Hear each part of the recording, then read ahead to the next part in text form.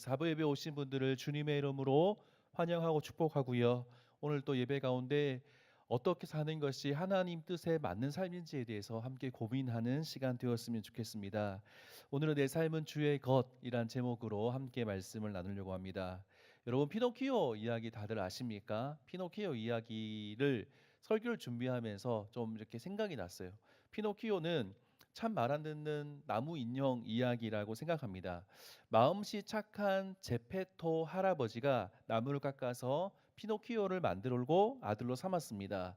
가난한 형편에도 자신의 외투를 까지 팔아서 교과서 책을 사주면서 공부를 시키기 위해서 학교를 보냈습니다. 하지만 피노키오는 어떻습니까? 학교에 가는 첫날 그때부터 유혹에 넘어갑니다. 제페토 할아버지가 소중한 외투를 팔아가지고 비싼 외투를 팔아가지고 사준 책을 팔아버리고 그 돈으로 극장을 구경하러 간 겁니다. 이곳에서 인형극 단장에게 붙잡혀서 죽을 고비를 넘겨요. 하지만 어떻게 해서 탈출하게 됩니다. 집으로 돌아가는 길에 피노키오는 이렇게 양심을 대변하는 이렇게 귀뚜라미가 등장하는데 충고를 받게 돼요. 어서 아버지에게 돌아가라 그런 경고를 받지만 피노키오는 이를 무시하고 또 자기의 마음대로 가게 되는 거죠. 도중에 만나는 사기꾼 여우와 고양이의 거짓말 그 말을 심으면 돈나무가 자란다라고 하는 그런 곳이 있다라는 얘기를 듣고는 그 막까지 빼앗겨 버리고 나무에 매달리는 끔찍한 벌을 받게 되는 것이죠. 푸른 요정이 나타납니다. 그래서 도움을 받게 되고 이제 정신을 차리게 되는 거죠. 근데 거짓말하면은 코가 길어지는 벌을 받게 됩니다. 그래서 잘못을 뉘우치고 다시는 거짓말하지 않겠다라고 다짐을 하게 되는 거죠. 하지만 피노키오는 또다시 공부하기 싫어하는 친구들의 꾀임에 빠져서 매일 놀고 먹을 수 있는 장난감의 나라가 있다는 이제 제안을 받고는 그곳으로 가게 됩니다. 결국 그 대가로 귀가 길어지고 온몸에 털이 나면서 진짜 당나귀로 변해버리는 과정을 겪게 됩니다. 당나귀가 된 피노키오는 다시 서커스단에 팔려가지고 모진 매를 맞고 고생을 하는 거죠. 겨우 도망친 피노키오는 바다에 빠지게 되고 결국에는 거대한 고래가 삼키게 되는 겁니다. 놀랍게도 뱃속에서 피노키오를 찾다가 고래에 삼켜진 제페토 할아버지를 거기서 만나게 돼요. 놀랍지 않습니까? 놀라운 동화입니다. 피노키오는 깊이 반성하면서 아버지를 등에 업고 목숨을 걸고 고래 뱃속을 탈출하게 되는 겁니다. 그리고는 착한 아들로 변신하게 되고 이를 본 요정이 피노키오를 나무 인형이 아닌 진짜 사람으로 만들어주면서 해피엔딩으로 끝나는 것이 피노키오 이야기입니다. 여기서 하나 좀 질문을 좀 드리고 싶어요. 피노키오가 바보라서 어떻게 살아야 될지 몰라서 그렇게 계속해서 잘못된 결정을 하면서 실수하면서 살았겠습니까? 저는 아니라고 생각합니다. 피노키오는 알았습니다. 어떻게 사는 것이 올바른 삶인지 피노키오는 할아버지 말씀에 순종하며 살면은 안전하다는 것을 이미 알고 있었을 거예요. 근데 그러면 왜 피노키오는 최악의 결정을 매번 반복하면서 그런 결정들을 하면서 살아갔겠습니까? 이유는 하나입니다. 내가 원하는 삶이 따로 있었기 때문이라는 거예요. 내가 원하는 삶이 있었기 때문에 할아버지의 말씀, 아버지의 말씀을 듣지 않고 자꾸만 잘못된 결정을 하면서 살아가게 되었다라고 하는 거예요. 공부를 하는 것이 싫었던 거예요. 노는 것이 더 좋았고 내 마음대로 사는 것이 더 좋았기 때문에 그런 결정을 했다라고 하는 거예요.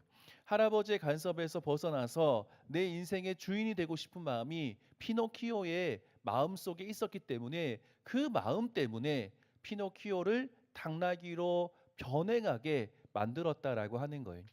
놀랍게도 오늘 성경 말씀에 나와 있는 이 백성들이 피노키오의 모습과 너무나 흡사하다라고 하는 것을 우리가 살펴볼 수 있습니다. 그 백성이 누구냐면 남유다의 남은 자들이라고 말씀합니다. 오늘 본문 말씀에 43장 말씀인데 그 앞에 42장 말씀을 보게 되면은 유다 백성들이 예레미야 선지자를 찾아옵니다.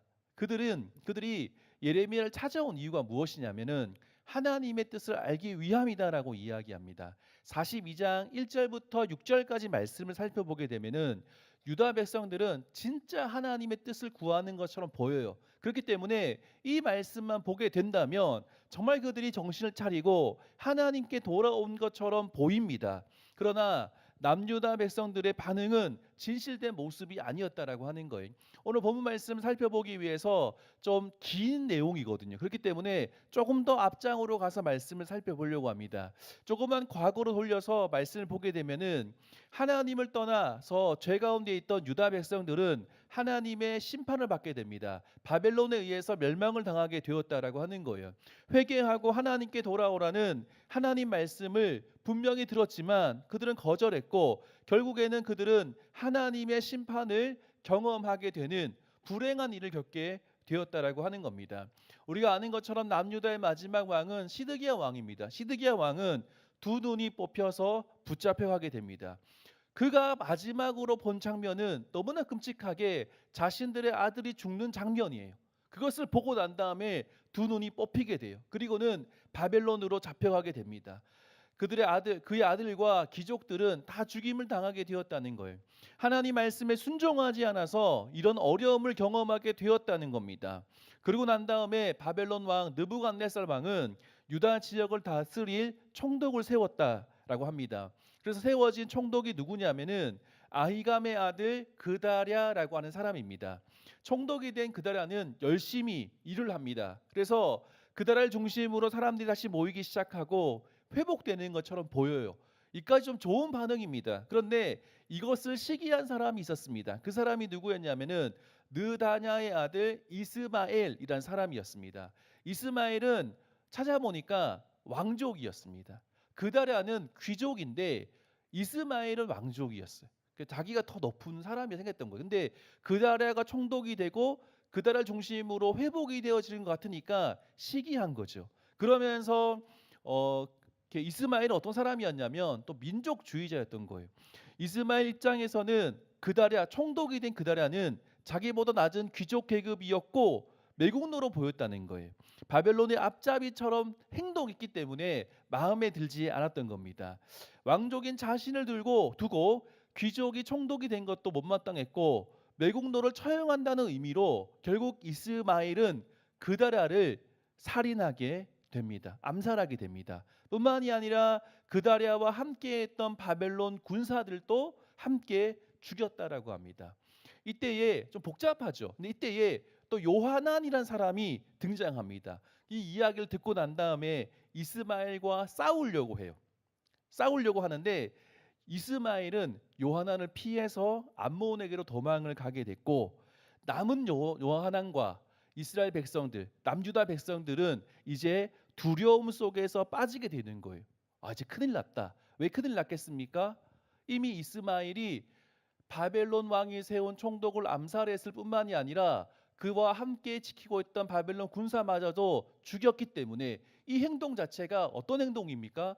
바벨론 왕에 대해서 뭔가 대적하는 행동이었던 거예요.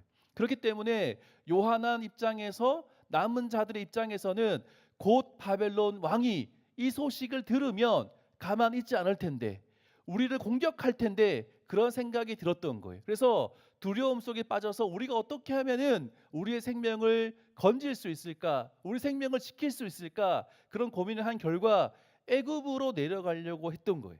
극도의 두려움에 휩싸여 가지고 이제 여기 살 수 없겠다. 애굽이라고 하는 강대국에 가서 우리가 피신해야겠다. 그런 생각을 했던 거예요. 이러한 죽음의 공포 앞에서 그들은 42장 말씀을 보니까 예레미야에게 와서 기도를 부탁합니다. 어떻게 부탁하냐면 제발 우리를 위해서 하나님께 기도를 해주십시오. 하나님이 우리가 마땅히 갈 길과 할 일을 보이시기를 원합니다. 그 목소리가 우리에게 좋든지 좋지 않든지 그것은 모든 것을 막론하고 어떠한 말씀이든지 간에 저희가 순종하겠습니다. 그렇게 부탁하면서 예레미야에게 기도해 달라고 요청했던 겁니다. 이 고백 자체만 보았을 때에 너무나도 진짜 훌륭한 고백입니다. 근데 완벽한 회개와 순종의 모습처럼 보이지만 그런데 예레미야가 10일 동안 기도하고 난 다음에 하나님의 응답을 가지고 그것을 그들에게 이야기했을 때 그들의 반응이 달라진다라고 하는 거예요. 애굽으로 도망가지 말고 이 폐허가 된 유다 땅에 남아 있으라 이렇게 하나님께서 말씀하셨어요. 그러면서 바벨론을 두려워하지 말고 내가 너희를 지키고 구원할 거기 때문에 도망가지 말라는 겁니다.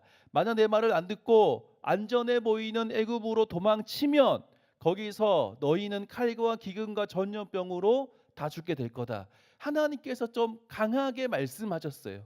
이 말씀을 들은 유다 백성들 남은 자들의 반응은 어떠한 모습이었는지 한번 생각해 봤으면 좋겠어요. 여러분 좀 정리가 됩니까? 당시 상황이 좀 뭔가 이상하게 돌아가면서 바벨론 왕에게 좀 어떻게 보면은 눈밖에 나게 된 상황이 되었던 거예요. 그때 어떻게 하면 살 수 있을까? 우리가 여기 있으면 죽을 것 같으니까 애굽으로 도망가자라고 하는 것이 그들의 뜻이었어요. 생각이었어요. 그런데 하나님은 뭐라 말씀하시냐면 바벨론 두려워하지 말고 이 땅에 남아 있으라는 것이 하나님 말씀이었다는 거예요.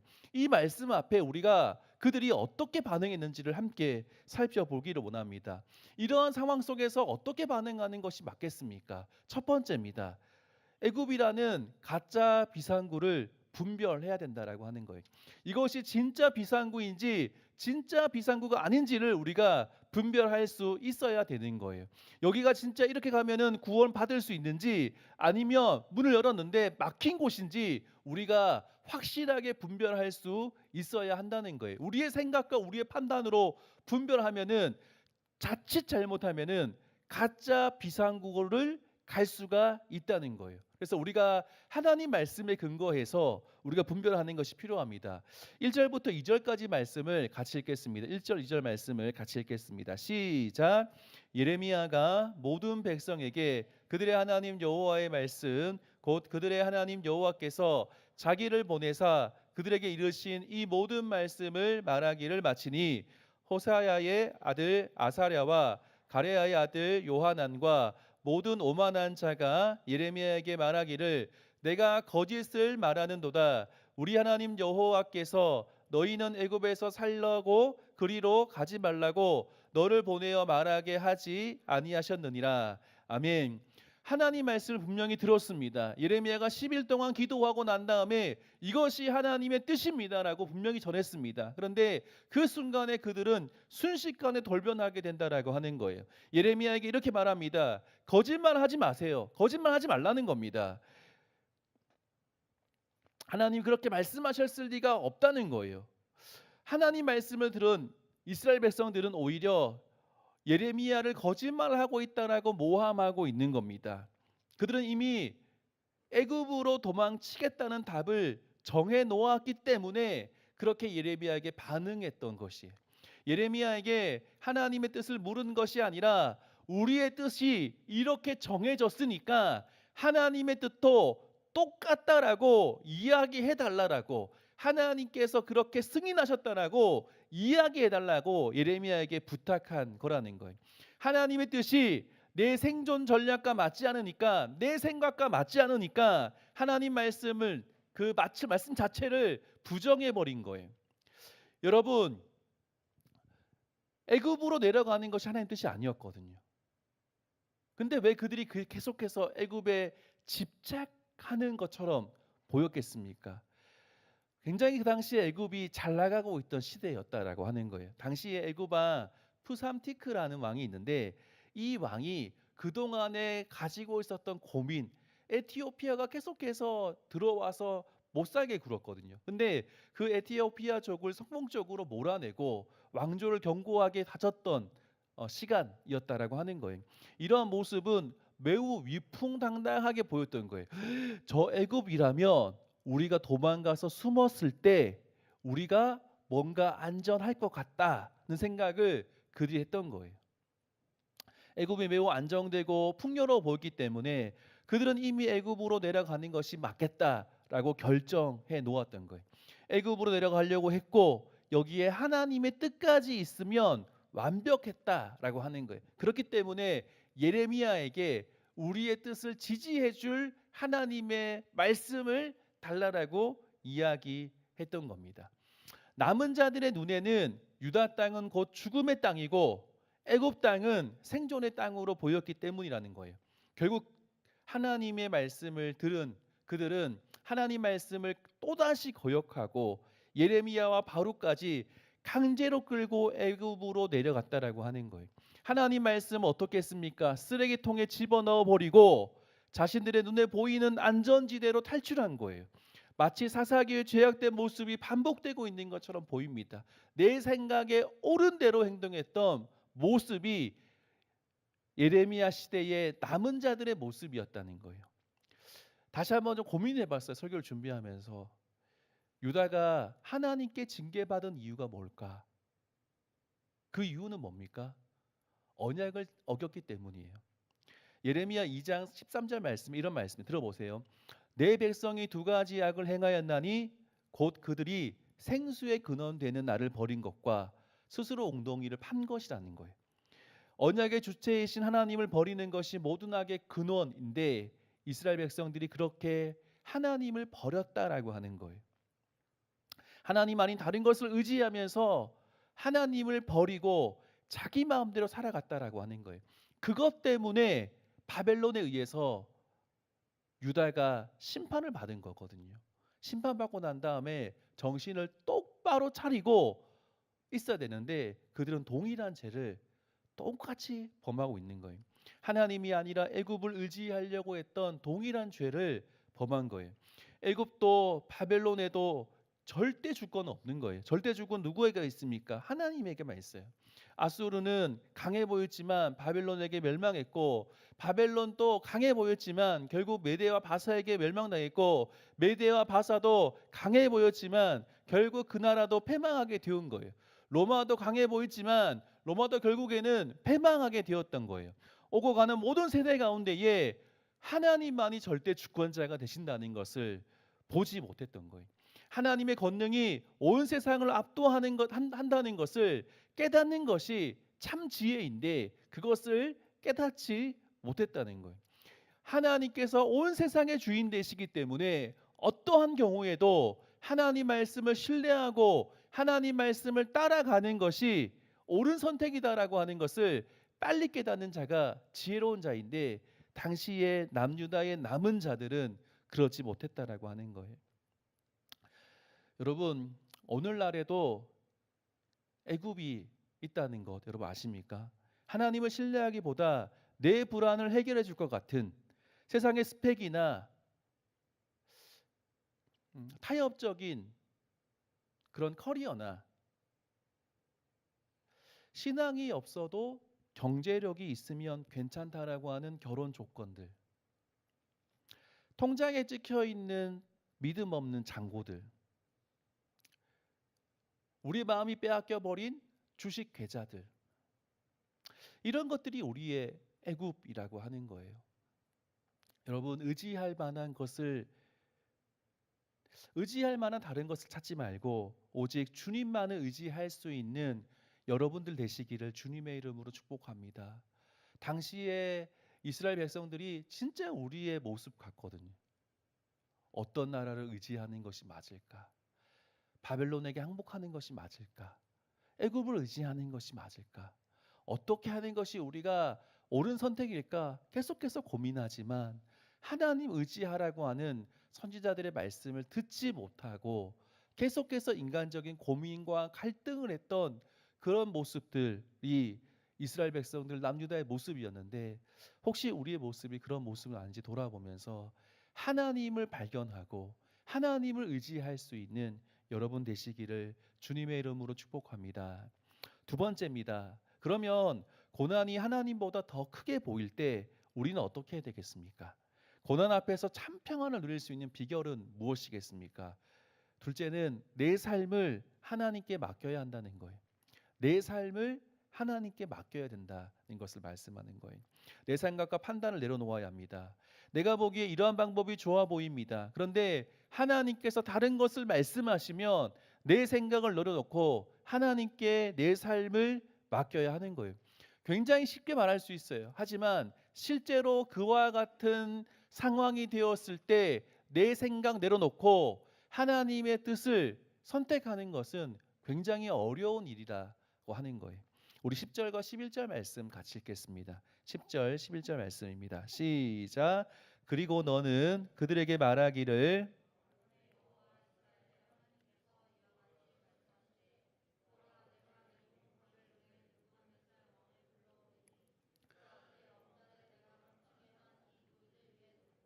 그 화려한 그 위에 치리라. 그가 와서 애굽 땅을 치고 죽일 자를 죽이고 사로잡을 자는 사로잡고 칼로 칠 자는 칼로 칠 것이라. 아멘.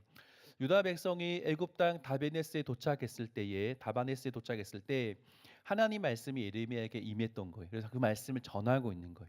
하나님은 하나님 말씀에 순종하지 않고 하나님보다 애굽을 더 의지해서 그것으로 피신한 것에 대해서 질책하고 있는 거예요. 여기 보면 진흙이라고 하는 상징이 나오는데 큰 돌을 벽돌 축대에 진흙으로 감춘 것으로 어떻게 이야기하냐면 바벨론 왕 느부갓네살이 그 돌 위에 큰 장막을 칠 것이다라고 예언하고 있는 거예요. 숨긴 돌이 뭐냐면 바벨론이 장차 애굽을 침공해서 승전할 것을 말한다는 거예요. 그러니까 보세요. 이스라엘 백성들이 유다 땅에 있다가 근심했잖아요. 어떻게 해야 될까? 그러다가 어디로 갔습니까? 애굽으로 내려갔거든요. 근데 예레미야 예언이 뭐냐면 하나님이 바벨론을 통해서 애굽 땅을 심판하시겠다는 거예요. 내가 도망쳐 왔는데 바벨론이 그까지 와서 전쟁하고 바벨론이 거기 승리한다는 예언을 하나님께서 예레미야를 통해서 하신 거예요. 이 예언이 이런 거예요. 바벨론 왕 느부갓네살 왕의 공격으로 애굽의 모든 신상과 신전과 오벨리스크 같은 기념비들이 다 불타고 파괴될 것이라는 예언인데 이 예언이 정말 역사적으로 성취되었다라고 하는 거예요. 사실은 성취되기 힘든 예언이거든요. 이 믿기 힘든 예언이에요. 이 될까? 바빌론 진짜 멀리 있거든요. 그 먼 데에서 애국까지 와서 전쟁할 수 있을까라고 하는데 하나님이 실제로 예언하셨고 그 일이 정말 실제로 성취되었던 거예요. 유다의 남은 자들이 애굽으로 내려간 지 얼마 되지 않아서 도망쳐 왔잖아요. 근데 하나님께서 바벨론 군대를 다시 불러옵니다. 그래서 애굽을 침공하게 되고 바벨론은 애굽을 철저하게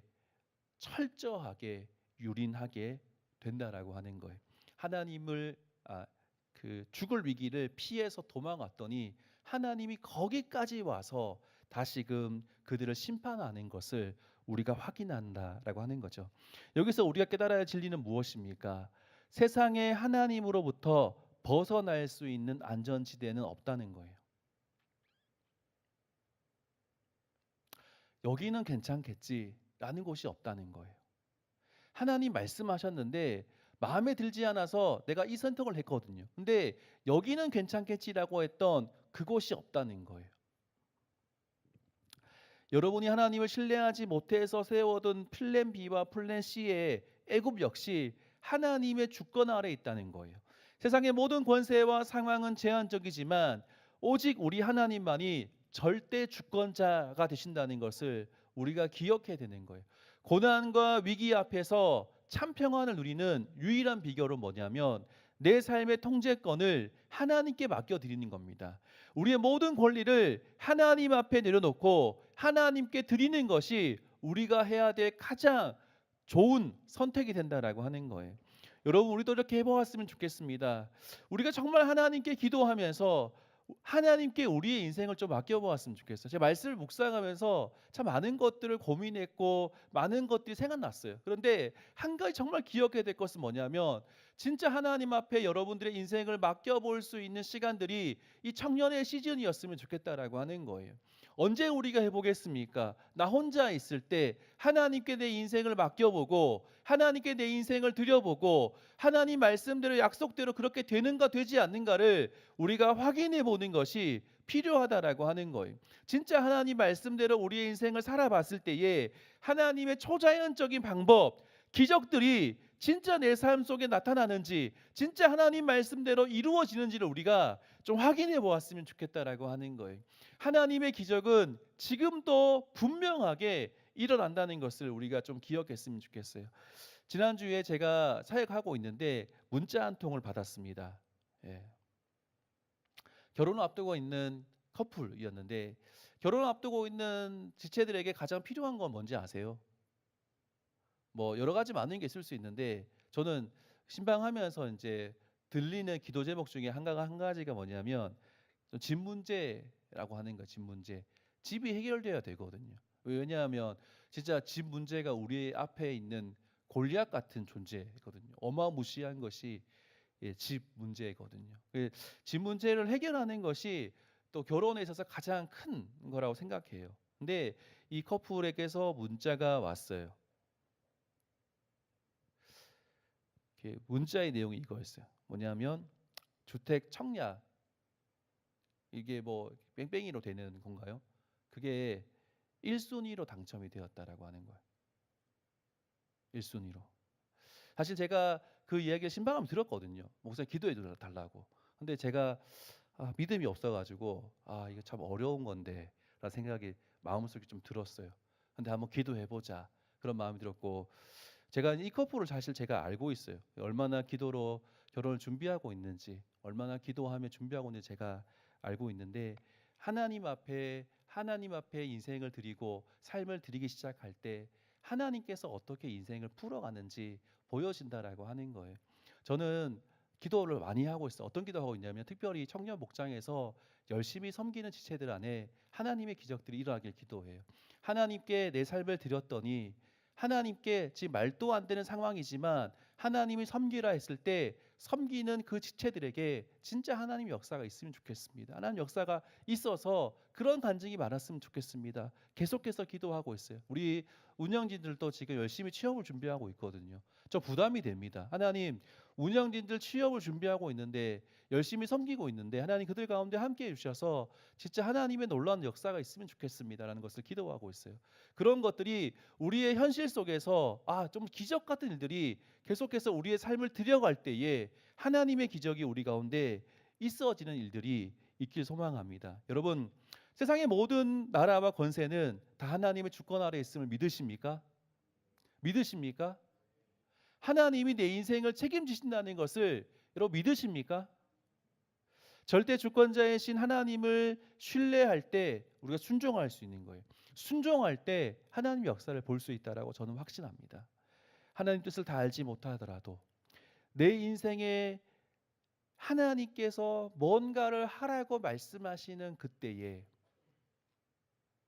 주저하는 것이 아니라 하나님 내가 지금 상황이 말이 아니지만 하나님 말씀이 맞다면 제가 제 삶을 하나님께 드리겠습니다라고 고백할 수 있는 우리 청년 지체들이 되기를 주님의 이름으로 축복합니다. 그렇게 살아가는 인생이 가장 안전합니다. 그렇게 반응하는 인생이 가장 좋은 삶인 것을 여러분의 삶을 통해서 증명하는 우리 귀한 성실교회 이음 청년 목장 되기를 주님의 이름으로 축복합니다. 말씀을 마무리하겠습니다. 말씀 마무리하면서 제가 청년 때 읽었던 책이 생각났어요. 순종이라는 책 혹시 아세요? 순종이라는 책. 제가 청년 때 굉장히 유행했던 책이 혹시 보신 분 계세요? 네. 순종이라는 책을 한번 봐보시면 좋겠어요. 제가 깜짝 놀랐던 책 중에 하나 순종이라는 책인데 누가 썼냐면 존 비비어 목사님이라는 분이 썼어요. 이분이 어떤 얘기를 하셨는데 이런 간증이 있었어요. 뭐냐면은 뼈아픈 실패담. 이 목사님 되게 유명한 분이고 굉장히 귀한 분인데 이분도 실수를 했다는 것을 이야기하더라고요. 어느 날 사역을 엄청 확장할 수 있는 최고의 기회가 찾아왔대요. 어떤 분이 제안했대요. 세상의 눈으로 보면은 무조건 잡아야 되는 대박 기회였다라고 하는 거예요. 그런데 기도할 때 하나님은 목사님과 사모님께 분명히 말씀하셨대요. 안 된다. 그거 하면 안 된다. 근데 상대방의 화려한 제안에 마음이 좀 우쭐해진 목사님은 하나님 음성을 적당히 왜곡하기 시작하는 거예요. 너무 좋은 기회니까. 사모님이 만류했어요. 사모님이 안 된다 했어요. 근데도 그것을 뿌리치고는 계약을 맺었다라고 합니다. 그 결과가 어땠냐면은 이 목사님 굉장히 건강하셨대요. 건강하셨는데 평생 감기에 걸려도 그냥 금방금방 회복됐는데 갑자기 알 수 없는 그 무기력함과 알 수 없는 그 아픔들이 찾아오기 시작했대요. 그래서 원인 모를 심각한 질병에 걸려서 계속해서 사투를 벌여야 되는 상황이었대요. 사방에서 사역의 문이 막히고 감당할 수 없는 영적인 공격들과 여러 문제들이 교회 안에 생기기 시작했다라고 하는 거예요. 하나님께서 가지 말라고 한 애굽으로 내려갔다가 애굽에 가면 왠지 안전할 것 같은데 그곳에 갔더니 더 큰 일이 벌어졌던 남유다 백성들처럼 존 비비어 목사님도 그러한 일을 겪었다라고 하는 거예요. 오늘 성경과 이 예화가 우리 청년들에게 던지는 질문은 굉장히 심플합니다. 어떤 거냐면 하나님의 뜻을 내 생각과 다시 하나님의 뜻이 내 생각과 내 비전과 내 생존 전략과 다를 때 너는 과연 내 생각을 내려놓을 수 있는가? 라고 하는 거예요.